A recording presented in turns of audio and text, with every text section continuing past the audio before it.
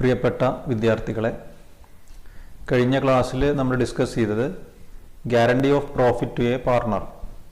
നിലവിലുള്ള ഒരു പാർട്ണർക്കോ അല്ലെങ്കിൽ ഒരു പുതിയ പാർട്ണർക്കോ മറ്റ് പാർട്ണേഴ്സ് ഒരു നിശ്ചിത എമൗണ്ട് പ്രോഫിറ്റ് ഗ്യാരണ്ടി കൊടുക്കുകയാണെങ്കിൽ പ്രോഫിറ്റ് ഷെയർ ചെയ്യുന്ന കാൽക്കുലേഷനും അപ്രോപ്രിയേഷൻ അക്കൗണ്ട് തയ്യാറാക്കുന്നതുമാണ് കഴിഞ്ഞ ദിവസം നമ്മൾ ഡിസ്കസ് ചെയ്തത്. ഇനി നമുക്ക് ഈ ചാപ്റ്ററിൽ ഡിസ്കസ് ചെയ്യാനുള്ള ഒരു ടോപ്പിക്കാണ് പാസ്റ്റ് അഡ്ജസ്റ്റ്മെൻറ്റ്സ്. ഒരു പാർട്ണർഷിപ്പ് ഫേമിൽ ഫൈനൽ അക്കൗണ്ടുകളെല്ലാം തയ്യാറാക്കി പ്രോഫിറ്റ് പാർട്ണേഴ്സ് ഡിവൈഡ് ചെയ്ത് കൊടുത്തതിന് ശേഷം അപ്രോപ്രിയേഷൻ അക്കൗണ്ടൊക്കെ ചെയ്തതിന് ശേഷം ഇൻട്രസ്റ്റ് ഓൺ ക്യാപിറ്റൽ പോലെ ഇൻട്രസ്റ്റ് ഓൺ ഡ്രോയിങ്സ് ഉൾപ്പെടെയുള്ള ഏതെങ്കിലും പ്രൊവിഷൻസ് രേഖപ്പെടുത്താൻ വിട്ടുപോയിട്ടുണ്ടെങ്കിൽ അല്ലെങ്കിൽ രേഖപ്പെടുത്തിയതിൽ എന്തെങ്കിലും തെറ്റ് സംഭവിച്ചിട്ടുണ്ടെങ്കിൽ അത്തരം കാര്യങ്ങൾ എങ്ങനെയാണ് കറക്റ്റ് ചെയ്യുന്നത്, അത്തരം ഒമിഷൻസ് അല്ലെങ്കിൽ അത്തരം എറേഴ്സ് എങ്ങനെയാണ് റെക്ടിഫൈ ചെയ്യുന്നത് എന്നാണ് നമ്മൾ ഇന്നത്തെ ക്ലാസ്സിൽ ഡിസ്കസ് ചെയ്യുന്നത്. Sometimes a few omissions or errors in the recording of transactions are found after the final accounts have been prepared and the profits distributed among the partners.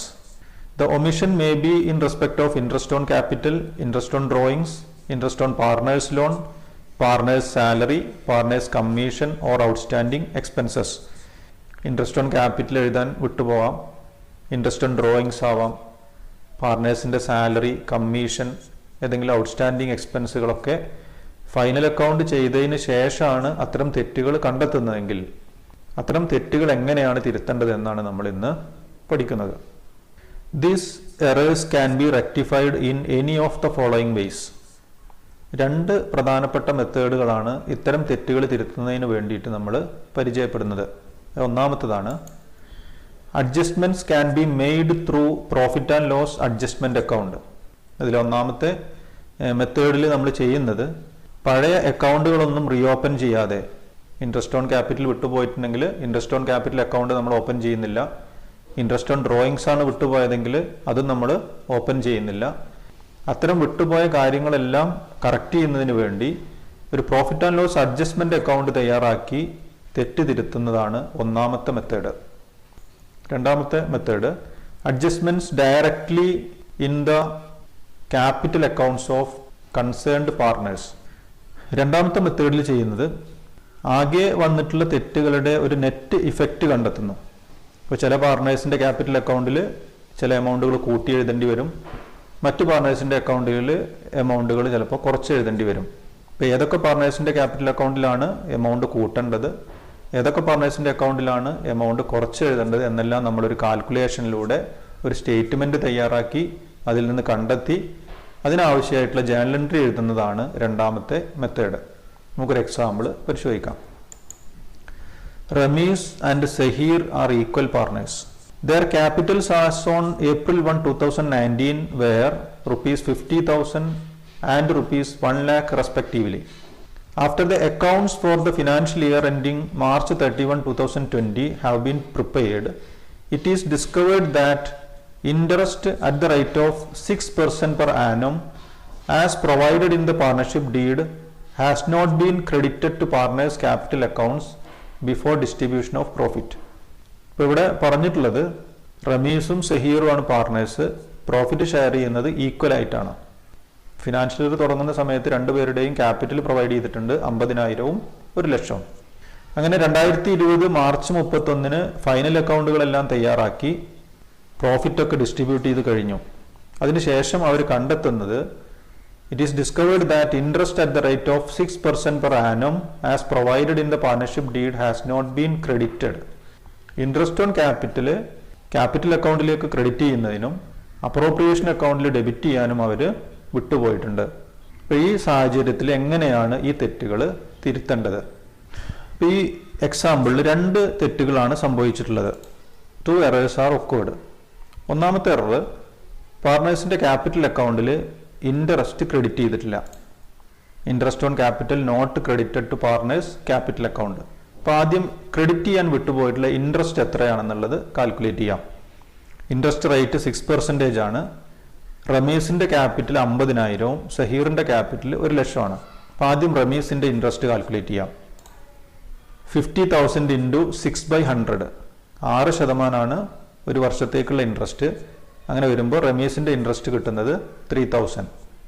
സഹീറിന്റെ interest വരുന്നത് 1 lakh into 6/100, 1,00,000ന്റെ 6% വരുന്നത് 6000. അപ്പോൾ ഈ രണ്ട് എമൗണ്ടുകളും പാർട്ട്നേഴ്സിന്റെ capital അക്കൗണ്ടിൽ credit ചെയ്യാൻ അവർ വിട്ടുപോയിട്ടുണ്ട്. അതേ amount തന്നെ പ്രോഫിറ്റ് ആൻഡ് ലോസ് അപ്രോപ്രിയേഷൻ അക്കൗണ്ടിൽ ഡെബിറ്റ് ചെയ്യാനും അവർ മറന്നുപോയിട്ടുണ്ട്. ദെൻ രണ്ടാമത്തെ എറർ നോക്കാം. By this omission wrong amount of profit without considering interest on capital of ₹9,000 has been distributed among the partners. ഇപ്പൊ interest on capital profit and loss appropriation അക്കൗണ്ടിൽ debit ചെയ്തിട്ടില്ല എന്ന് പറഞ്ഞാൽ നമ്മൾ മനസ്സിലാക്കേണ്ടത് ഈ വർഷം അവർ ഡിവൈഡ് ചെയ്തിട്ടുള്ള പ്രോഫിറ്റ് തെറ്റാണ്. ഒരു എക്സ്പെൻസ് ആണ് എഴുതാൻ വിട്ടുപോയിട്ടുള്ളത്. ഒരു എക്സ്പെൻസ് എഴുതാൻ വിട്ടുപോയിട്ടുണ്ടെങ്കിൽ അവിടെ വന്നിട്ടുള്ള പ്രോഫിറ്റ് കൂടുതലാണ് കാണിക്കുക. അപ്പോൾ ഇതിൽ നിന്ന് മനസ്സിലാക്കേണ്ടത് യഥാർത്ഥത്തിൽ കിട്ടേണ്ട പ്രോഫിറ്റിനേക്കാൾ കൂടുതൽ പ്രോഫിറ്റാണ് അവർ ഡിവൈഡ് ചെയ്തിട്ടുള്ളത്. അതുകൊണ്ട് തന്നെ 9,000 രൂപ രണ്ടാളുടെയും അക്കൗണ്ടുകളിലായിട്ട് അത് ക്രെഡിറ്റ് ചെയ്ത് പോയിട്ടുണ്ട്. എന്ന് പറഞ്ഞാൽ ക്രെഡിറ്റ് ചെയ്ത പ്രോഫിറ്റ് കൂടുതലാണ്. ക്വസ്റ്റ്യനിൽ പറയുന്നുണ്ട് ഇവർ ഈക്വൽ പാർട്ട്നേഴ്സ് ആണ്. അങ്ങനെ വരുമ്പോൾ രണ്ടാളുടെയും അക്കൗണ്ടിൽ കൂടുതലായി ക്രെഡിറ്റ് ചെയ്ത എമൗണ്ട് 4,500 രൂപയാണ്. റമീസിന്റെ ക്യാപിറ്റൽ അക്കൗണ്ടിൽ കൂടുതലായി ക്രെഡിറ്റ് ചെയ്തത് 4,500 ആണ്. സഹീറിന്റെ ക്യാപിറ്റൽ അക്കൗണ്ടിലും കൂടുതലായി ക്രെഡിറ്റ് ചെയ്തത് എത്രയാണ്? 4,500 രൂപയാണ്. ഈ കാര്യങ്ങൾ തിരുത്തുന്നതിന് വേണ്ടിയിട്ടുള്ള ജേണൽ എൻട്രികളാണ് ഇനി നമ്മൾ എഴുതേണ്ടത്. അപ്പോൾ ആദ്യം നമ്മൾ ചെയ്യുന്നത് ഫസ്റ്റ് മെത്തേഡിലാണ് പ്രോബ്ലം ചെയ്യുന്നത്. Adjustment can be made through profit and loss adjustment account. അപ്പോൾ ആദ്യം ഇൻട്രസ്റ്റ് ഓൺ ക്യാപിറ്റലിന്റെ ജേണൽ എൻട്രി നോക്കാം.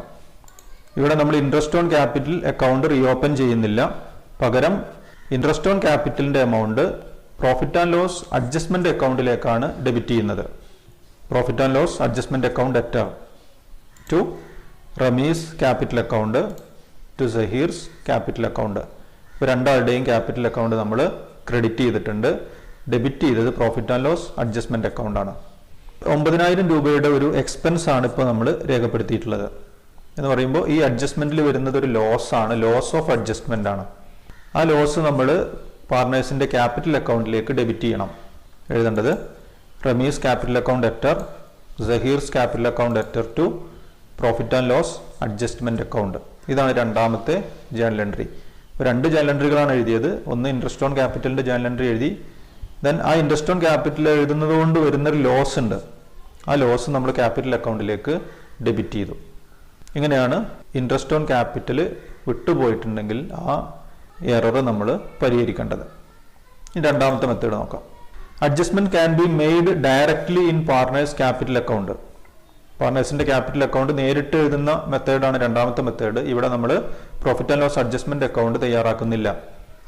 A statement to ascertain the net effect of omission on partners capital accounts will be worked out and then the adjustment entries can be recorded. ഇവിടെ നമ്മൾ journal എൻട്രികൾ എഴുതുന്നതിന് പകരം ആദ്യം ഒരു സ്റ്റേറ്റ്മെന്റ് തയ്യാറാക്കി ഏതൊക്കെ പാർട്ട്നേഴ്സിന്റെ അക്കൗണ്ടിലാണ് ഇതിന്റെ ഇഫക്റ്റ് വരുന്നത്, അത് ഡെബിറ്റ് ആണോ ഇഫക്റ്റ് വരേണ്ടത്, ക്രെഡിറ്റ് ആണോ ചെയ്യേണ്ടത് തുടങ്ങിയ കാര്യങ്ങളൊക്കെ മനസ്സിലാക്കിയതിന് ശേഷമാണ് ജേണൽ എൻട്രി നമ്മൾ തയ്യാറാക്കുന്നത്. അപ്പം അതിനുവേണ്ടി ആദ്യം നമുക്ക് ഒരു സ്റ്റേറ്റ്മെന്റ് തയ്യാറാക്കാം. Statement showing net effect of omission. ഇവിടെ ആകെ ഒരു ഒമിഷൻ മാത്രമാണുള്ളത്. അതിന്റെ ഇഫക്റ്റ് ആണ് നമ്മൾ പരിശോധിക്കുന്നത്. ഇൻട്രസ്റ്റ് ഓൺ ക്യാപിറ്റൽ ആണ് എഴുതാൻ വിട്ടുപോയത്. അതാണ് ഇതിലെ omission. Interest on capital to be credited. റമീസിന്റെ അക്കൗണ്ടിൽ ക്രെഡിറ്റ് ചെയ്യേണ്ടത് 3,000 ആയിരുന്നു. സഹീറിന്റെ അക്കൗണ്ടിൽ ക്രെഡിറ്റ് ചെയ്യേണ്ട എമൗണ്ട് 6,000 ആയിരുന്നു. ഇതാണ് അവർ ക്രെഡിറ്റ് ചെയ്യാൻ വിട്ടുപോയിട്ടുള്ള എമൗണ്ട്. ഈ എക്സ്പെൻസ് എഴുതാൻ വിട്ടത് കാരണം നേരത്തെ അവർ ഡിവൈഡ് ചെയ്തിട്ടുള്ള പ്രോഫിറ്റ് കൂടുതലായിട്ടുണ്ട്. അത് എത്രയാണെന്ന് നോക്കാം. Amount actually credited by way of share of profit. ഈ എക്സ്പെൻസ് എഴുതാൻ വിട്ടത് കാരണം 9,000 രൂപ രണ്ട് പാർട്ട്നേഴ്സിന്റെയും ക്യാപിറ്റൽ അക്കൗണ്ടിൽ ആൾറെഡി ക്രെഡിറ്റ് വന്നിട്ടുണ്ട്. നമ്മൾ നേരത്തെ കാൽക്കുലേറ്റ് ചെയ്താണ്. റമീസിന്റെ അക്കൗണ്ടിൽ 4,500 ക്രെഡിറ്റ് ചെയ്തിട്ടുണ്ടാവും. സഹീറിന്റെ അക്കൗണ്ടിലും 4,500 രൂപ ക്രെഡിറ്റ് ചെയ്തിട്ടുണ്ട്. അവർ ഈക്വൽ പാർട്ട്നേഴ്സ് ആണ്. ഇനി ഈ രണ്ട് എമൗണ്ടുകൾ തമ്മിൽ കമ്പയർ ചെയ്ത് നോക്കാം. എന്താണ് അഡ്ജസ്റ്റ് ചെയ്യേണ്ട എമൗണ്ട് എന്നുള്ളത് നമുക്ക് കണ്ടെത്താം. റമീസിന്റെ അക്കൗണ്ടിൽ 3,000 രൂപ ക്രെഡിറ്റ് ചെയ്യാനാണ് വിട്ടുപോയിട്ടുള്ളത്. അതിന് പകരം 4,500 രൂപ അവർ എക്സസ് പ്രോഫിറ്റ് ക്രെഡിറ്റ് ചെയ്തിട്ടുണ്ട്. എന്ന് പറയുമ്പോൾ ക്രെഡിറ്റ് ചെയ്ത എമൗണ്ട് കൂടുതലാണ്. ക്രെഡിറ്റ് ചെയ്ത എമൗണ്ട് കൂടുതലാണെങ്കിൽ അത് കറക്റ്റ് ചെയ്യണമെങ്കിൽ റമീസിന്റെ അക്കൗണ്ടിനെ നമ്മൾ എന്ത് ചെയ്യണം? ഡെബിറ്റ് ചെയ്യണം. എത്ര ഡെബിറ്റ് ചെയ്യണം? 1500 രൂപ ഡെബിറ്റ് ചെയ്യണം. ഈ സഹീറിൻ്റെ അക്കൗണ്ട് നോക്കാം. 6000 രൂപയുടെ ഇൻട്രസ്റ്റ് ആണ് എഴുതാൻ വിട്ടുപോയിട്ടുള്ളത്. അതേസമയം 4500 രൂപയുടെ എക്സസ് പ്രോഫിറ്റ് ക്രെഡിറ്റ് ചെയ്തിട്ടുണ്ട്. എന്ന് പറഞ്ഞാൽ ക്രെഡിറ്റ് ചെയ്ത എമൗണ്ട് ഇപ്പോഴും കുറവാണ്. ഇനിയും എത്ര രൂപ കൂടി ക്രെഡിറ്റ് ചെയ്താലാണ് 6000ലേക്ക് എത്തുന്നത്? 1500 രൂപ ഇനിയും ക്രെഡിറ്റ് ചെയ്യണം. അപ്പോൾ ആദ്യത്തെ കേസിൽ ക്രെഡിറ്റ് ചെയ്ത എമൗണ്ട് കൂടുതലായിരുന്നു, അതുകൊണ്ട് നമ്മൾ കൂടുതലുള്ള എമൗണ്ടിനെ ഡെബിറ്റ് ചെയ്തു. രണ്ടാമത്തെ കേസിൽ ക്രെഡിറ്റ് ചെയ്ത എമൗണ്ട് കുറവാണ്. യഥാർത്ഥത്തിൽ ക്രെഡിറ്റ് ചെയ്യേണ്ട എമൗണ്ടിനേക്കാളും നേരത്തെ ക്രെഡിറ്റ് ചെയ്തിട്ടുള്ള എമൗണ്ട് കുറവാണ്.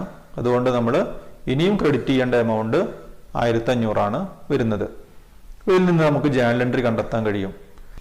റമീസിന്റെ ക്യാപിറ്റൽ അക്കൗണ്ട് 1500 രൂപ ഡെബിറ്റ് ചെയ്യണം. സഹീറിന്റെ ക്യാപിറ്റൽ അക്കൗണ്ടിൽ 1500 രൂപ ക്രെഡിറ്റ് ചെയ്യണം.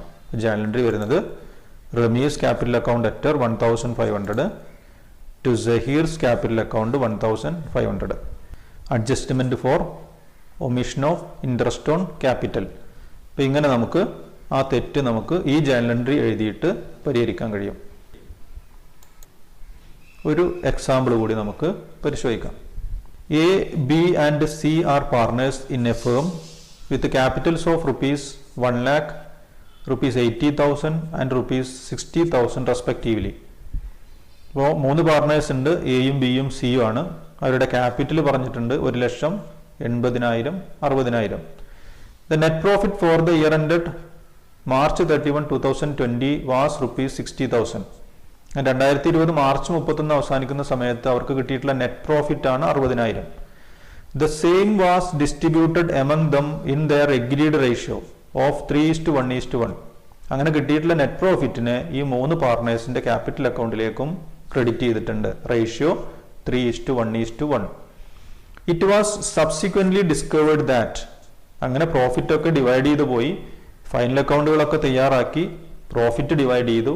അതിനുശേഷം they discovered that the undermentioned transactions were not recorded in the books. താഴെ പറയുന്ന കാര്യങ്ങളൊന്നും അവർ രേഖപ്പെടുത്തിയിട്ടില്ല. ഇപ്പം എന്തൊക്കെയാണ് അവർ രേഖപ്പെടുത്താൻ വിട്ടുപോയിട്ടുള്ള കാര്യങ്ങൾ എന്ന് നമുക്ക് നോക്കാം. ഫസ്റ്റ് പറയുന്നത് interest on capital at the rate 5% per annum. 5% interest രേഖപ്പെടുത്താൻ വിട്ടുപോയിട്ടുണ്ട്. Interest on drawings amounting to rupees A rupees 700, B rupees 500 and C rupees 300. Interest on ഡ്രോയിങ്സും അവർ രേഖപ്പെടുത്തിയിട്ടില്ല. ദെൻ പാർട്ട്നേഴ്സ് സാലറി, എയുടെ സാലറി 1000, ബിയുടെ സാലറി 1500. ഈ 3 കാര്യങ്ങളും അവർ എഴുതാൻ വിട്ടുപോയിട്ടുണ്ട്. Record adjustment entry. ഒരു അഡ്ജസ്റ്റ്മെന്റ് എൻട്രി എഴുതാനാണ് നമ്മളോട് ആവശ്യപ്പെട്ടിട്ടുള്ളത്. ആദ്യം നമുക്ക് ഇൻട്രസ്റ്റ് ഓൺ ക്യാപിറ്റൽ എത്രയാണെന്ന് കാൽക്കുലേറ്റ് ചെയ്യാം. 5% ഇൻട്രസ്റ്റ് വരുന്നത്. എയുടെ ക്യാപിറ്റൽ 1,00,000. അങ്ങനെ വരുമ്പോൾ എയുടെ ഇൻട്രസ്റ്റ് എന്ന് പറയുന്നത് 1,00,000ന്റെ 5%, 5,000 വരും. ബിയുടെ ഇൻട്രസ്റ്റ് എന്ന് പറയുന്നത് 80,000ന്റെ 5%, ഇത് 4,000 വരും. ദെൻ സിയുടെ ഇൻട്രസ്റ്റ് 60,000ന്റെ 5%, അത് 3,000 വരും. അപ്പോൾ എയുടെ ഇൻട്രസ്റ്റ് 5,000, ബിയുടെ ഇൻട്രസ്റ്റ് 4,000, സിയുടെ ഇൻട്രസ്റ്റ് 3,000. ഇൻട്രസ്റ്റ് ഓൺ ഡ്രോയിങ്സ് ഇവിടെ നമുക്ക് ആൾറെഡി തന്നിട്ടുണ്ട്. സാലറിയും നമുക്കറിയാം. ദെൻ ഇതിൽ നമ്മൾ കാൽക്കുലേറ്റ് ചെയ്യേണ്ട വേറൊരു കാര്യം, 60,000 പ്രോഫിറ്റാണ് അവർ ഡിവൈഡ് ചെയ്തിട്ടുള്ളത്. യഥാർത്ഥത്തിൽ വരുന്ന പ്രോഫിറ്റ് എത്രയാണ്?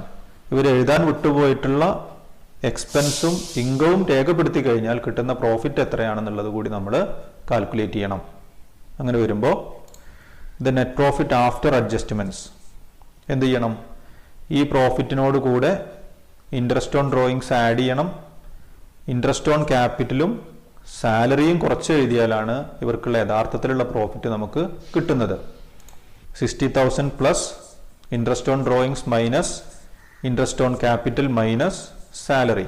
അങ്ങനെ വരുമ്പോൾ 60,000 കൂടെ ഇൻട്രസ്റ്റ് ഓൺ ഡ്രോയിങ്സ് 3 പാർട്ട്നേഴ്സിനുള്ള ഡ്രോയിങ്സും കൂടി കൂട്ടിക്കഴിഞ്ഞാൽ കിട്ടുന്നത് 1,500 അത് കൂട്ടണം. Then minus interest on capital 5,000 plus 4,000 plus 3,000 total വരുന്നതാണ് 12,000, അത് മൈനസ് ചെയ്യണം. സാലറി, എയുടെ സാലറി 1000, ബിയുടെ സാലറി 1,500, ഇപ്പം ടോട്ടൽ സാലറി വരുന്നത് 2,500. അപ്പോൾ 60,000 കൂടെ ഇൻട്രസ്റ്റ് ഓൺ ഡ്രോയിങ്സ് കൂട്ടി ഇൻട്രസ്റ്റ് ഓൺ ക്യാപിറ്റലും സാലറി മൈനസ് ചെയ്താൽ കിട്ടുന്നതാണ് 47,000. യഥാർത്ഥത്തിൽ 47,000 ആയിരുന്നു ഈ പാർട്ണർഷിപ്പിൽ കിട്ടിയിട്ടുള്ള പ്രോഫിറ്റ്. അതായിരുന്നു ഡിവൈഡ് ചെയ്യേണ്ടത്. അതിന് പകരം ഇവർ ഡിവൈഡ് ചെയ്ത് എത്രയാണ്? 60,000 രൂപയാണ് ഡിവൈഡ് ചെയ്തിട്ടുള്ളത്. ഒരു സ്റ്റേറ്റ്മെന്റ് തയ്യാറാക്കി ഇതിന്റെ നെറ്റ് ഇഫക്റ്റ് എന്താണ് ഓരോ ക്യാപിറ്റൽ അക്കൗണ്ടിലും വരുത്തേണ്ടത് എന്നാണ് നമ്മൾ ഇനി പരിശോധിക്കുന്നത്. Statement showing net effect of omissions. 3 പാർട്ണേഴ്സിന് 3 കോളം പ്രൊവൈഡ് ചെയ്തിട്ടുണ്ട്. ആദ്യം വിട്ടുപോയിട്ടുള്ള കാര്യം interest on capital to be credited calculate ചെയ്ത് വെച്ചിട്ടുണ്ട്. എയുടെ അക്കൗണ്ടിൽ ക്രെഡിറ്റ് ചെയ്യാൻ വിട്ടുപോയത് 5,000 രൂപയാണ്. ബിയുടെ അക്കൗണ്ടിൽ 4,000, സിയുടെ അക്കൗണ്ടിൽ 3,000. Then interest on drawings debit ചെയ്യാൻ അവർ വിട്ടുപോയിട്ടുണ്ട്. Interest on drawings to be debited എത്രയാണ്? എയുടെ 700 ഡെബിറ്റ് ചെയ്യാൻ വിട്ടുപോയിട്ടുണ്ട്, ബിയുടെ 500, ദെൻ സിയുടെ 300. ഇനി അവർ വിട്ടുപോയിട്ടുള്ളത് സാലറിയാണ്. സാലറി എയുടെ അക്കൗണ്ടിലും ബിയുടെ അക്കൗണ്ടിലും ക്രെഡിറ്റ് ചെയ്യാൻ അവർ വിട്ടുപോയിട്ടുണ്ട്. Salary to be credited. Credit ചെയ്യേണ്ട സാലറി എയുടെ സാലറി 1000, ബിയുടെ സാലറി 1500, സിക്ക് സാലറി ഇല്ല. ഇനി യഥാർത്ഥത്തിൽ ക്രെഡിറ്റ് ചെയ്യേണ്ട പ്രോഫിറ്റ് എത്രയായിരുന്നു കൂടി നമ്മൾ കാൽക്കുലേറ്റ് ചെയ്ത് വെച്ചിട്ടുണ്ട്. എത്രയായിരുന്നു? 47,000 ആണ് നമ്മൾ നേരത്തെ കാൽക്കുലേറ്റ് ചെയ്തിട്ടുള്ള പ്രോഫിറ്റ്. അപ്പൊ അത് ഡിവൈഡ് ചെയ്യായിരുന്നെങ്കിൽ ഓരോ പാർട്ണേഴ്സിന്റെയും ക്യാപിറ്റൽ അക്കൗണ്ടിൽ യഥാർത്ഥത്തിൽ വരേണ്ടിയിരുന്ന പ്രോഫിറ്റിന്റെ ഷെയർ എത്രയാണെന്നുള്ളത് കൂടി നമുക്കൊന്ന് നോക്കാം. Actual profit to be credited 3:1:1. ഇത് നമ്മൾ നേരത്തെ കാൽക്കുലേറ്റ് ചെയ്തതാണ്. 60,000 കൂടെ ഇൻട്രസ്റ്റ് ഓൺ ഡ്രോയിങ്സ് കൂട്ടി എഴുതി ഇൻട്രസ്റ്റ് ഓൺ ക്യാപിറ്റലും സാലറിയും കുറച്ച് എഴുതിയ കിട്ടുന്നതാണ് 47,000. ഈ 47,000 ഡിവൈഡ് ചെയ്യുകയാണെങ്കിൽ 5 ഷെയറിൽ 3 ഷെയർ എയുടെ അക്കൗണ്ടിൽ ക്രെഡിറ്റ് ചെയ്യണം, 1 ഷെയർ ബിയുടെ അക്കൗണ്ടിൽ, ദെൻ 1 ഷെയർ സിയുടെ അക്കൗണ്ടിലുമാണ് ക്രെഡിറ്റ് ചെയ്യേണ്ടത്. അങ്ങനെ വരുമ്പോൾ എക്ക് കിട്ടുന്ന ഷെയർ 28,200 ആണ്. ഇത് കാൽക്കുലേറ്റ് ചെയ്യേണ്ടത് 47,000 ഇൻറ്റു 3/5. ദെൻ ബിയുടെ അക്കൗണ്ടിൽ വരുന്നത് 9,400 ആണ്. കാൽക്കുലേഷൻ വരുന്നത് 47,000 ഇൻറ്റു 1/4. ദെൻ സിയുടെ അക്കൗണ്ടിലും 9,400 രൂപയാണ് യഥാർത്ഥത്തിലുള്ള പ്രോഫിറ്റ് ക്രെഡിറ്റ് ചെയ്യേണ്ടത്. ഇനി നമ്മൾ ഈ വിട്ടുപോയിട്ടുള്ള കാര്യങ്ങൾ നമ്മളൊന്ന് ഒരു നെറ്റ് ഇഫക്റ്റ് കണ്ടെത്തണം.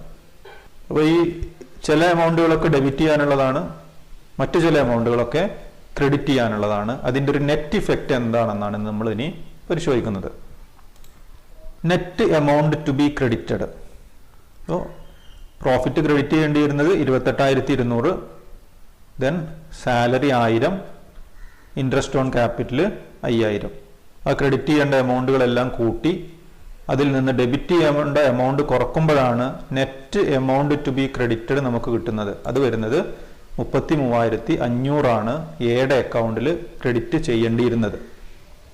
ദെൻ ബിയുടെ അക്കൗണ്ടിൽ profit 9,400, then salary 1,500, interest on capital 4,000.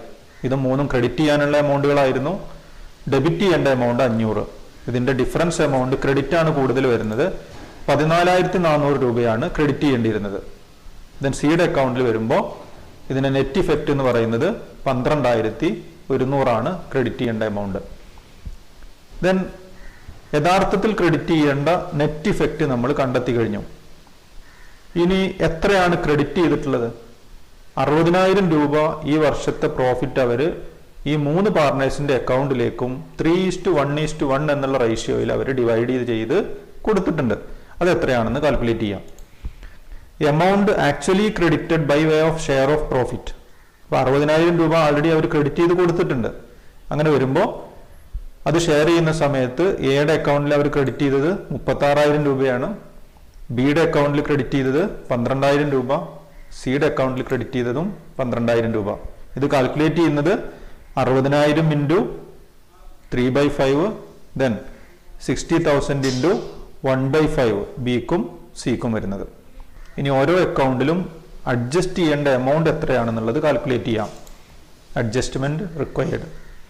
എയുടെ അക്കൗണ്ടിൽ 36,000 രൂപ ക്രെഡിറ്റ് ചെയ്തിട്ടുണ്ട്. ദെൻ യഥാർത്ഥത്തിൽ ക്രെഡിറ്റ് ചെയ്യേണ്ടത് എത്രയുള്ളൂ? 33,500 ഉള്ളൂ അല്ലേ? നമുക്ക് കൃത്യമായി കാൽക്കുലേഷൻസ് നടത്തി കഴിഞ്ഞാൽ 33,500 ക്രെഡിറ്റ് ചെയ്യേണ്ട എയുടെ അക്കൗണ്ടിൽ 36,000 രൂപ ക്രെഡിറ്റ് ചെയ്തിട്ടുണ്ട് എന്ന് പറഞ്ഞാൽ ക്രെഡിറ്റ് ചെയ്ത എമൗണ്ട് കൂടുതലാണ്. അപ്പോൾ ആ കൂടുതൽ ക്രെഡിറ്റ് ചെയ്തതിനെ നമ്മൾ കറക്റ്റ് ചെയ്യണമെങ്കിൽ എത്രയാണോ കൂടുതൽ ക്രെഡിറ്റ് ചെയ്തിട്ടുള്ളത് അത്രയും എമൗണ്ട് നമ്മൾ എന്ത് ചെയ്യണം, ഡെബിറ്റ് ചെയ്യണം. എമൗണ്ട് വരുന്നത് 2500 രൂപയാണ് ഇതിന് ഡിഫറൻസ് വരുന്നത്. അത് ഡെബിറ്റ് ചെയ്യുന്നതോടുകൂടി എയുടെ അക്കൗണ്ട് കറക്റ്റ് ആയിട്ട് വരും. ബിയുടെ അക്കൗണ്ടുകൾ പരിശോധിക്കാം.